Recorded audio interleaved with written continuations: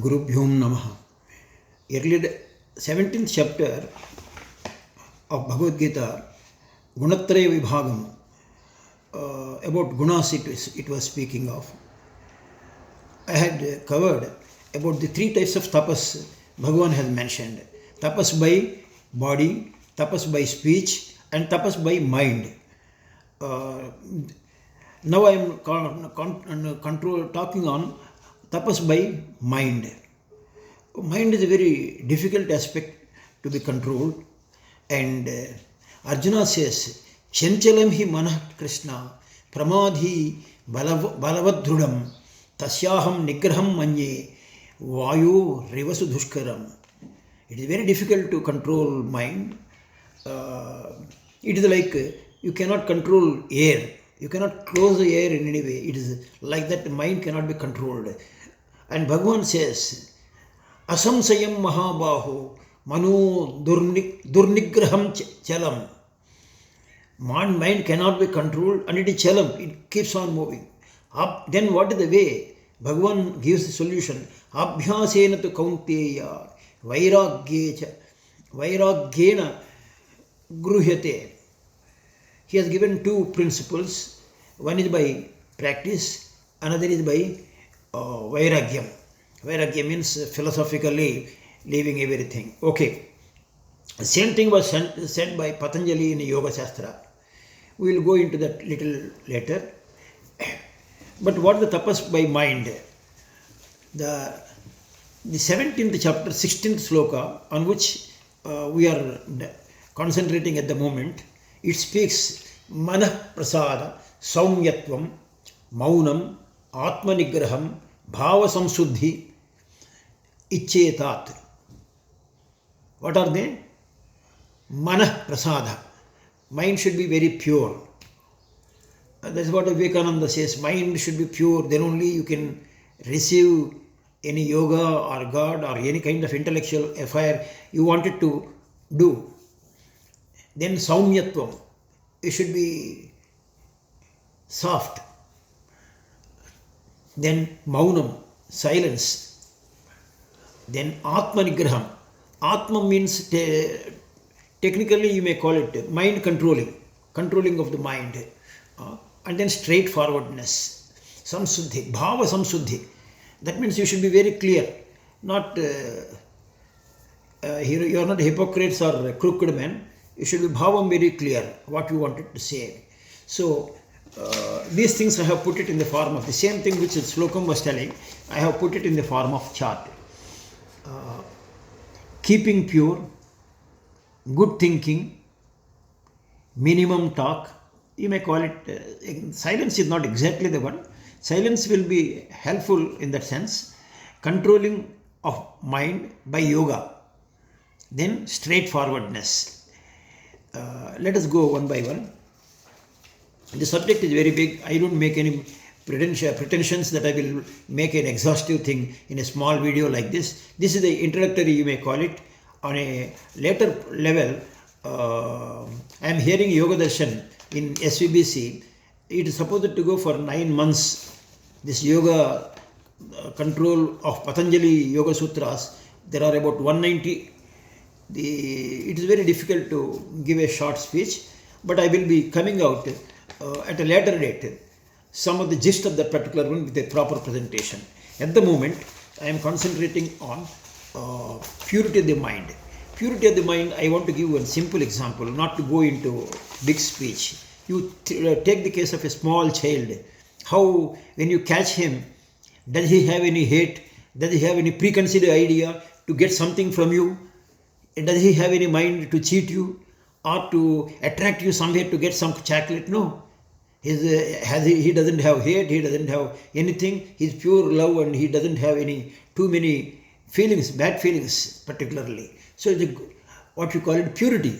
Mind is very pure. That is how that can be achieved. That is a later part. We will go into that later on. Purity of the thing, mind is a very essential, particularly in the yoga level. If you do not observe purity, trying to maintain the purity, you cannot achieve anything. Swami Paripurnananda was telling like this. Suppose the milkman wants to give you milk. Do you go with a vessel which is not pure? Then the milk will be spoiled. You will go with a perfect vessel which is properly cleaned, so that the milk is properly storable and proper. So like that, when you want to receive a yoga or elderly suggestion, your mind should be pure. If your mind is already closed with so many bad ideas and you are not ready to receive anything, then nothing will happen. So that is one aspect of that. Then good thinking. Good thinking, there are so many books on positive mind, but I have specially noticed one thing. This 17th chapter, if you properly analyze, Krishna deliberates on food in the beginning. The type of food I have already covered by a video, because ultimately, you believe it or not, whether it is very good thinking or purity of mind, everything, it depends on the type of food that you take it. So food and mind, they are interrelated. That's what I wanted to highlight. Just giving a dry lecture on mind control without understanding, you are not taking only taking rajasic food and with all kind of tamasic food, then mind cannot be will always be disturbed. You may not be having a pure mind. Then comes minimum talk. Minimum talk, why they are telling? Every talk you indulge, you call it a gossip or even a discussion or argument too much. Whatever is required is okay. But more than that, if you indulge in any kind of things, your mind frame will be disturbed and these thought waves will be going on, and that will disturb the whole setup, what I can do and how to retaliate and how kind of things. Unnecessarily, it is not productive at all. So minimum talk, the talk which is essential, and that too it is productive, and that too it is very sattvic, and that is useful to you to take your goal further, wonderful. Not otherwise. It is up to you to analyze yourself what you want it to be, and whether your thought frame helps you in that regard or not. But our concentration is, to be frank with you, on God and realizing yourself. I will not say God also, you yourself is the God in the ultimate analysis. But if your mind is very pure and you are indulging in less talk and observing yourself slowly, then mind will be receptive to ideas and receptive to your own thinking, and a better creative ideas are likely to come to you. So the minimum talk is very essential. My Guru Paramhams Yogananda says, meditate on silence, he says. My silence, like an expanding spear, spreads everywhere. Beneath the throb of my heart, I feel the presence of God's peace. That is the thing. Actually, in Ganesh Purana, Padmakar was telling in Telugu, this God is there here in the form of Om, whatever it is, vibration. So what he says is the hearing of the vibrations in the heart, you will be in a position to hear Om sounds, whatever it is. All these things is possible if you are having concentrated on yourself. If you are indulging in a lot of talk, the sounds that are emanating, which can be noticed by you if you make a conscious effort by observing silence and not getting yourself disturbed. This could be possible, but it is your minimum talk is mentioned only in that regard, to save your energy and to save your concentration on the yoga. Then controlling the mind. My goodness, controlling the mind. Sixth chapter of Bhagavad Gita, Atma Samyama Yogamu, it deals elaborately. I put it in a summarized way by practice. How you will control the mind? By practice, by yoga, and then by detachment. I told you already, Bhagavan Krishna said in the 6th chapter, 35th sloka, Asamsayam Mahabaho, Mano Durnigraham. Nigraham means controlling. Durnigraham, where it is not at all possible to control the mind. Here, Krishna himself says that. Chalam, it keeps on moving. Mind is very fickle, what we call it. It is more than a monkey. Then how to control, he was telling in the other chart I have shown you, abhyasena tu kaunteya. Abhyasam, practice, you have to make it. Vairagyeja. Vairagyam, how it will be done? Now, what the Patanjali Yoga Shastra, here I have to talk. Yoga Shastra, Patanjali says, what is yoga means? Chitta Vritti Nirodham. It is yoga means, people say it is union of the God, of the soul with the Paramatma. That definition you leave it. We are concentrating really how to control the mind in a rational way. As a modern man, how you think yourself, you have to be convinced, not by jargon. Very honestly, how is it possible? Patanjali made a research work, you may call it. Logically, he has presented it. I will try to provide some basic information in this regard. Chitta Vritti Nirodham. Vritti means the mind has got way of generating so many ideas, thoughts. Mind is nothing but a depository of ideas, thoughts, not ideas, thoughts. The thoughts of the past life and the present life and the experiences, all these things cumulatively is known as the mind. So, it keeps on with so many ideas that comes out. Now, how these ideas have been formed, can you guess? It is through the Indriyas. Indriyas are very powerful. In the 3rd chapter, Krishna says Indriyas are very powerful. If you see something, you will be attracted. Then, even if you do not see, the mind is stronger than the Indriyas. You see a samosa, you feel like having it. Your mind, though you are not seeing samosa, the next day your mind will be visualizing that samosa. You have not seen it. So your mind has that duplicity of the things with its creative works. So these ideas are there in that particular one continuously. These ideas you go on generating how it can be done, and these waves of thinkings are going on. Left to you without anything, mind is very pure to start with. As I told you, a baby without any ideas, it will be normal. Then the bad ideas also may come and good ideas may come. It was an analogy was drawn. It is like a river flow. The river flow goes always to the low-lying area. But the mind is unique. It goes upward flow and inward flow. Upward flow means positive thinking, you may call it, and good ideas, creative ideas, God, good music, and then down, bad ideas, useless thinking. All these things will come into this. Both possibilities are there. So what will happen is, you have to consciously make an effort to remove both good and bad thoughts in the ultimate analysis. But that is a far cry. To start with, at least we have to remove the bad thoughts. Paripurnananda was making a good analogy. Suppose a thorn is there in your leg.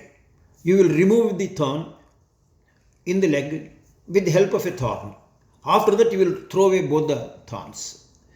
See, you may think, I will give an example. Suppose you are hearing a war songs or some useless romantic songs, and continuously you are hearing those videos and kind of things. If I ask you to stop, your mind says, no, what is wrong in hearing the good music? So what I have to tell you is, you hear good music in the form of godly literature. So many devotional songs are available. Kabir, Mirabai, Tulasi Das. You get those things.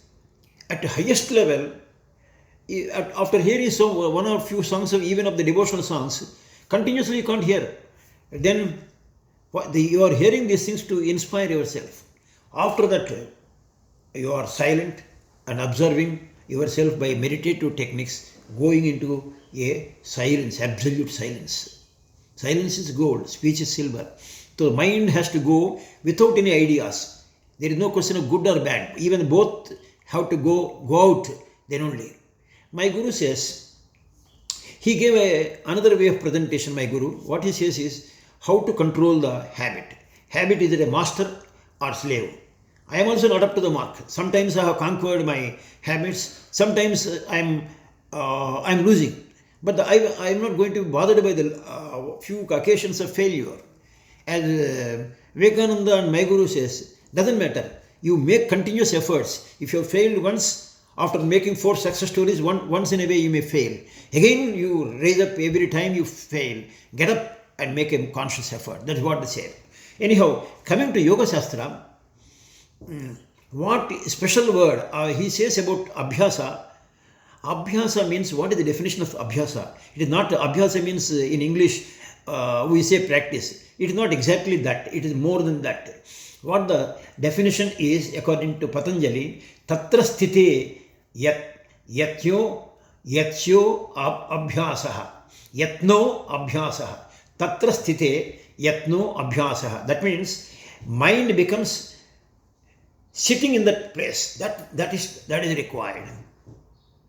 Mind cannot, you observe on, suppose if I say you observe a Ganesh or Hanuman here for 10 minutes.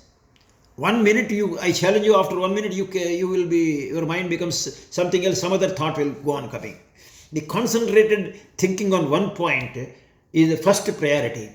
So, according to Kupma Vishwanatha Shastri, who is delivering Yoga Darshan, and earlier occasions also in Bhagavad Gita, he made it clear. This mantra japa, if your people say you do 108 times, that will help you to develop single concentration, concentrated thinking on one particular mantra. You will get lost in that mantra and you achieved the single pointedness.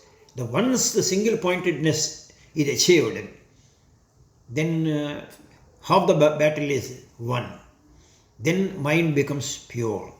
The agitation with so many ideas get dissolved. It was mentioned in the I will give you the slokam also, where it is mentioned in the 6th chapter itself.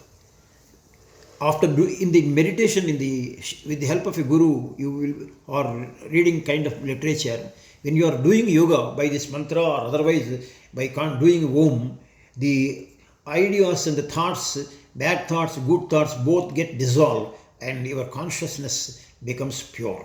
That is what the chitta vritti, chitta means mind, vritti means movements, your movements. Vritti means it's the nature of thinking.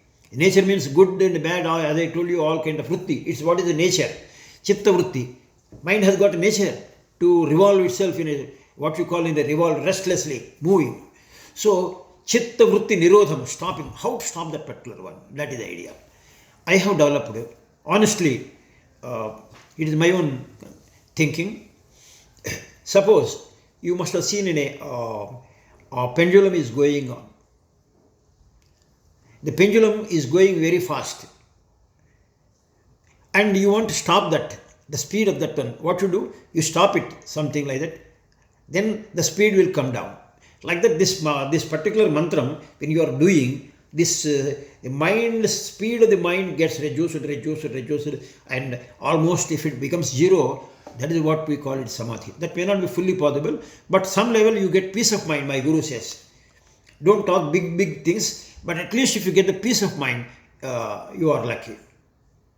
In some other time, I will be telling, in Ganesh Puranam, Padmakar was telling, even a starting point of the yogi, if he makes some initial attempts, if he makes in the first few months itself, he achieves many benefits.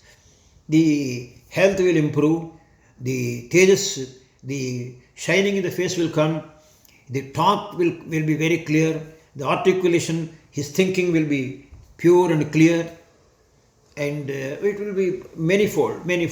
Higher things you leave it, but to start with, there are umpteen benefits of this yoga, mind control. Mind control is a big subject, no doubt. It has to be tried. What it was mentioned was not once.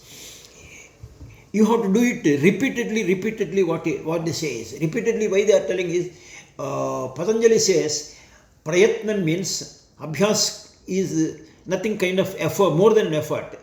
What they say, what he says is prayatnam Sudhirga Kalam, Nirantaram, Satkara, Asevita, Drudabhumi. These are the things in the name of effort. Sudhirga Kalam, long time is required. And Bhagavad Gita, Krishna says, Aneka Janma Samsiddham. This purity of the mind, which is already what we call in modern language, the computer file is corrupted, what we call it. It is very difficult. Once, believe it or not, I am giving you an information. Sringeri Swami, when he wants to take Shankaracharya, when he wants to take a person as the next his successor, he was telling he will not accept a married man as a next successor, because his mind is already polluted and very difficult. His mind is already. So he will take a bachelorly young fellow who is a bachelor and developed through earlier lives or whatever it is. He doesn't have any impurities. That man is more suitable as a successor. His mind is very pure, not corrupted by any family issues and kind of things.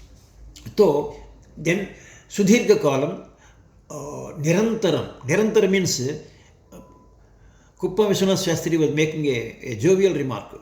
Nirantaram means continuous effort. Not today I have done it for half an hour, oh that is sufficient.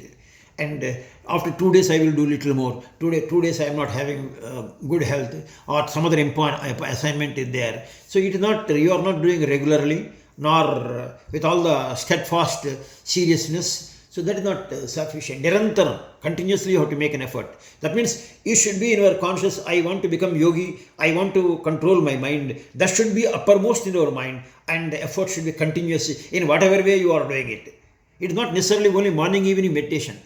I admit it. See, for example, I want to see, after my meditation, I am a retired man, I have got the time. I can go on seeing the WhatsApp or watch TV. Then I say, no more WhatsApp. I will disconnect with the WhatsApp. And then switch off the mobile.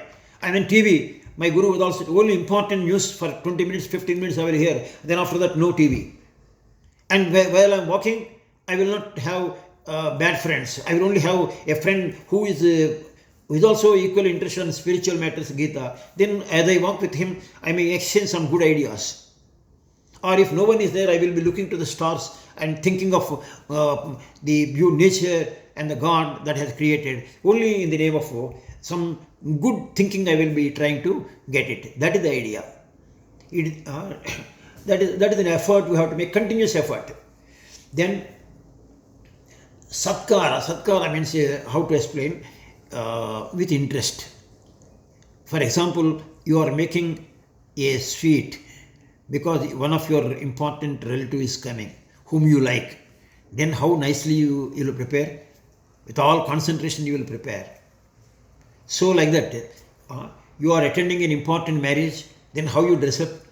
Fully, video is there, you will fully, very properly you will try yourself. You will select so much thing, everything matching kind of things. Like that. The poor meditation means, the concentration on the controlling the mind means, I will try to control, but not making a serious effort. It should be with full respect. With full respect.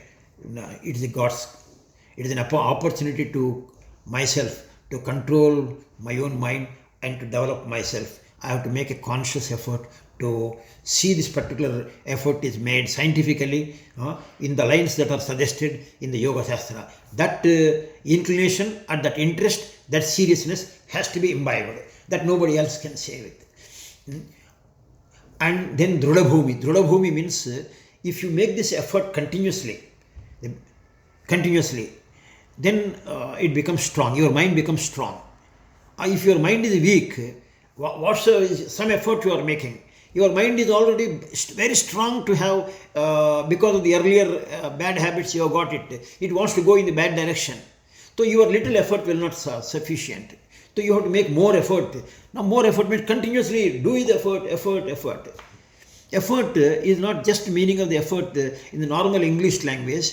The prayatna in the Yoga Shastra says, doing till you achieve the success. That should be the spirit. Bhagirata prayatna, they say it. If I want to give you a modern example, Kupa Sastri could not give any modern example for that matter. What I say is, Thomas Alva Edison, he produced the filament that is required for the bulb in the 2000th attempt. And a journalist asked him, "Sir, do you want to say this 1999 attempts are failure?"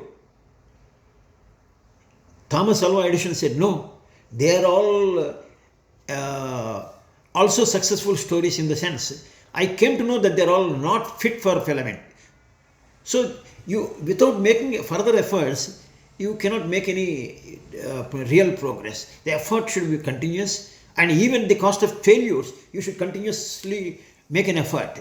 Sometimes you may achieve in this life itself, in a year time, in months time, or many years, or maybe many lives. It was mentioned in Bhagavad Gita, 6th chapter, the 45th last sloka, Prayatnadjata manastu yogi samsuddha kelmishaha aneka janma samsiddha tato yanti paragatim. Aneka janma, it can be many more lives. That is why Dirgha Kala. This is what is mentioned. And then Kuppa Vishwanath Shastri is a very honest, very capable man with all the knowledge of the Vedas. He was telling, Prayatna means not only you are making effort directly, any effort that you make, not for the mind to be pure, the mind to be strong, whatever the efforts you make in the form of supporting actions, they are also Prayatnam. For example, I will give an example. Suppose you want to meditate for controlling the mind. You see the 9th chapter of the Raja Vidya Yoga, Bhagavad Gita. A proper asana is required, which gives stability to your body. If the body is stable, then the mind becomes stable. So, somewhere I was in the early stages, 10 years back, some kind of, I found many places, many a times, some of the people are careless about having a proper seat. A woolen blanket is very essential. Some saint was telling, you spend so much time, so much money on various things. Can't you have a good mat for your things? So that is also controlling the mind, getting an equipment that matters. A proper light and ventilation, yes, that also matters. A clean environment there, yes, it matters. And a good literature of Bhagavad Gita and other things keeping nearby to enable you to read, yes, that matters. A good music in the beginning itself, your 2-in-1, whatever it is, one song at least you want to hear before you start the meditation, so that your mind becomes attuned, yes, that is also part of effort. And keep a lighting, a agarabati, a good smell will come. It is not just for God's sake you are doing.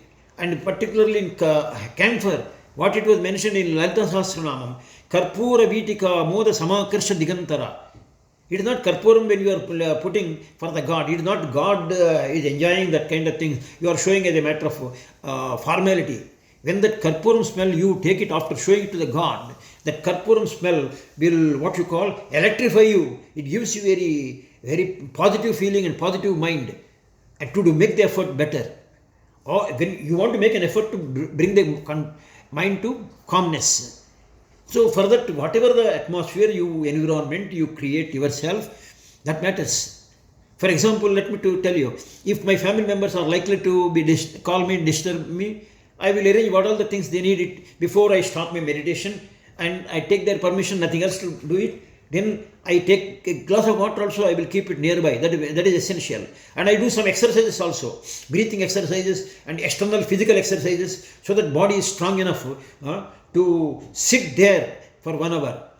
Otherwise, if I do not do proper exercises, body will be aching, I feel like getting up. A proper asana, proper sitting position is required.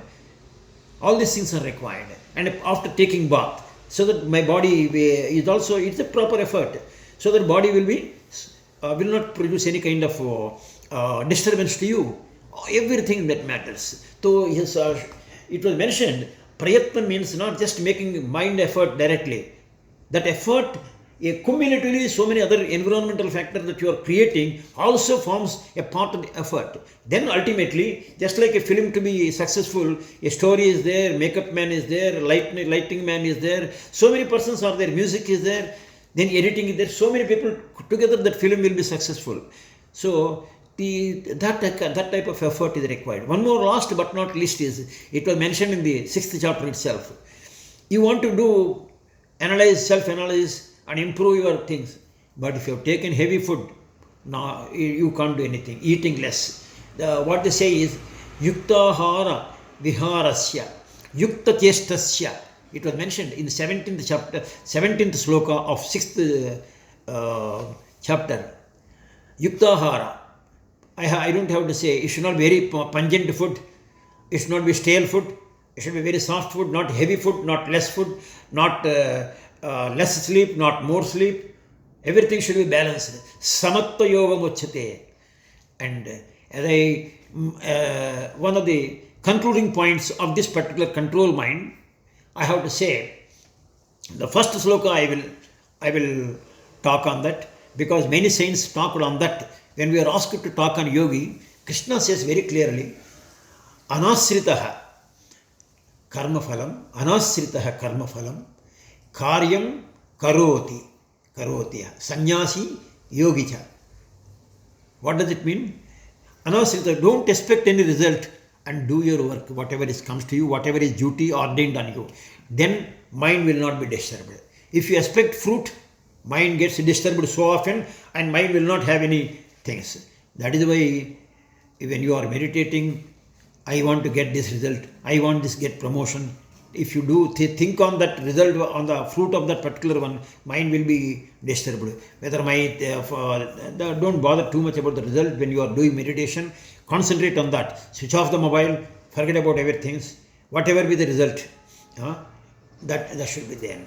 Then it was mentioned in the 5th sloka, Uddhare Atmane Atma. You yourself have to help, nobody else can help. The Guru will inspire you, but effort you have to make it. It is like a genius is 1% inspiration, 99% perspiration. That is true. In the case of one senior disciple asked Paramahams Yogananda, Yo Swamiji, you are great, so you could achieve all this self-realization, all that higher level of consciousness. Can you bless me so that I cannot make that much effort? Then Swami laughed and told to the senior disciple, monk he told, Paramahamsa Yogananda also made a lot of effort, then he became Paramahamsa. You also make the effort. There is no shortcut for that particular one. There is no shortcut. This is the concluding point, rather you may call it. Yukta chestasya, that is important. These are the issues. Then comes straightforwardness, last point. Straightforwardness, I was really finding it difficult to explain. Myself, to the best of my knowledge, one or two examples I can give you. In Telugu, Adinisturamu Melu, Anchanisturamu Kante. That means whatever you want to say, in the beginning only you say no, rather than telling yes and not following it up. That is not correct. For example, somebody is doing some function, Satyanarayana Puja in their house. They wanted to call 50 invitees, and 30 people say, we will come. And 20 people say, we will not come at all. Some reasons are there. Sorry, we cannot come. They are very straightforward people, I appreciate it. These 30 people who said, we will come, of which 10 are hypocrites. They are formalistic, they are telling they will come, but they are not turning up. Then what will happen to the preparations that the other person assuming they are going to come?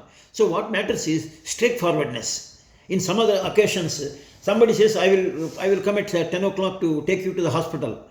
And the fellow will not come. Sorry, yaar, I could not come because of some other appointment. But it is a very serious appointment to the other person. Had you not been informing that you are not coming in the beginning only, by telephone or otherwise, he would have taken care of. So the straightforwardness is very essential. What else is, if there is any crooked thinking, straightforwardness, I put it like this also.